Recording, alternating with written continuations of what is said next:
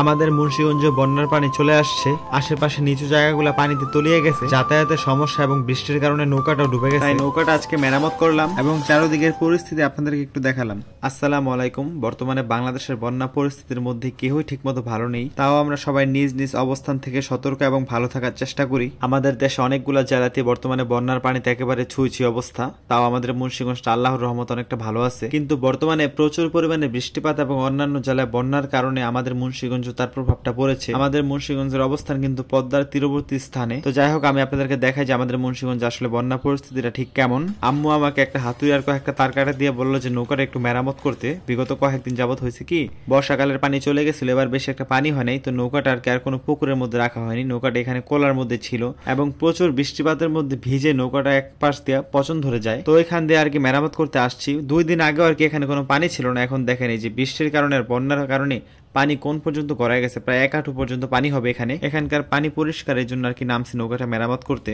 এই যে দেখেন এই পাশটাতে কি হয়েছে দেখছেন, একবারে পচন ধইরা নষ্ট হয়ে গেছে। আর আল্লাহর রহমতে আমাদের বাড়ি অনেকটা উঁচু জায়গায়, তো আমাদের বাসায় পানি আসার সম্ভাবনা নাই বললেই চলে, তাও বলা যায় না। এখন আম্মু আমার বলতেছে এখানটা তার কাটা মারতে, তো এখান থেকে আমি তার কাটা মারবো, এখানে তো কাঠ একবারে পৌঁছে গেছে, তো এখানে তার কাটা মারলে তো মনে হয় থাকবে না, তাও আমি ট্রাই করতেছি দেখি এখানে তার কাটা মারতে পারি কিনা। তো এখান দিয়ে আর কি তার কাটা মেরে কোনো লাভ হলো না, এক পাশ দিয়ে তার কাটা মারলাম, আরেক পাশ দিয়ে ভেঙে বের হয়ে গেছে। তাও চেষ্টা করে দেখি যে ঠিক করতে পারি কিনা। আর গাইস, যাদের বাড়ি একটু পুকুরের পাশে, বিলের পাশে, তারা একটু বেশি সাবধানে থাকবেন। কখন না কখন দেখবেন যে পানির সাথে ভেসে সাপ চলে আসছে, তো একটু সাবধানে থাকবেন আপনারা। আমাদের এখানে সবচেয়ে বড় একটা ভোগান্তি হলো বৃষ্টির কারণে আর পানির কারণে বাসা থেকে বের হতে পারে না কেউ একটা, যাতায়াতে খুব সমস্যা হচ্ছে। অনেকের নৌকা আর কি এরকম ভাবে নষ্ট হয়ে যাচ্ছে বৃষ্টির কারণে। তো এই যে আমাদের নৌকাটা আমি পরবর্তীতে একটা গুণ দিয়ে তারপর তার কাটা মেরে এটা সুন্দরভাবে আমি পেঁচায় দিতেছি, যাতে এটা শক্তভাবে এটার সাথে লেগে থাকে। আমাদের মুন্সিগঞ্জ যেহেতু পদ্মার অনেক তীরবর্তী স্থানে অবস্থিত, এই জন্য আর কি আমাদের মুন্সিগঞ্জে এক এক জায়গায় এক এক রকম পরিস্থিতি হতে পারে। একেবারে পদ্মা নদী ঘেঁষে যাদের বাড়ি, তাদের একটু সমস্যা বেশি হবে এই সময়ে। এই যে নৌকাটা মেরামত হয়ে গেছে, এখন নৌকার মধ্যে যত পানি আছে সব ফেলে দিলে আর কি নৌকাটা একদম ফ্রেশ হয়ে যাবে। আমাদের বাংলাদেশে কিছুদিন যাবত একটার পর একটা সমস্যা লেগে আছে, কোনোভাবে দেশের সাথে একবারে শান্তির প্রতিষ্ঠিত হচ্ছে না।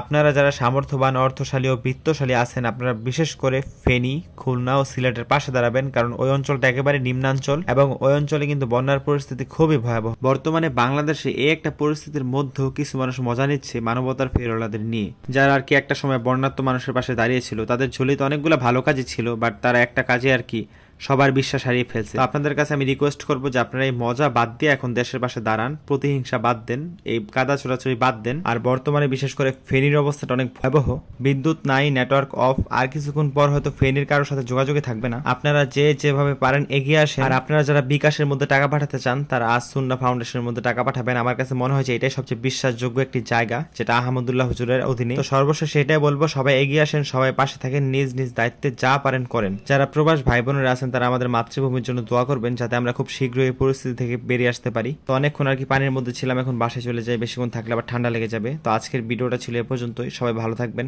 আল্লাহ হাফেজ।